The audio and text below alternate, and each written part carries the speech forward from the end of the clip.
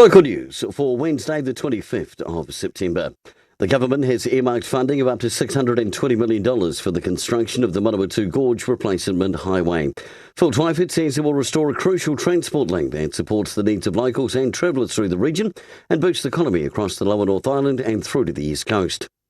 The Lions Club of Carterton are hosting a Meet the Candidates night tonight at the Greytown Town Hall, kicking off at 7 p.m. And the annual Breadcraft Wairarapa School's art exhibition gets underway this weekend. Supported by Breadcraft since the 1980s, it's Aratoi's longest-running annual exhibition. And congratulations to the team at the Matamara Eyesight for winning the 2019 Rural and Small Town Innovation Award at the annual Eyesight Awards.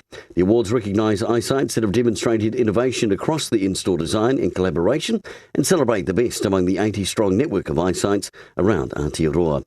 And finally, in sport, a cricket tournament and the first of its kind will take place this weekend.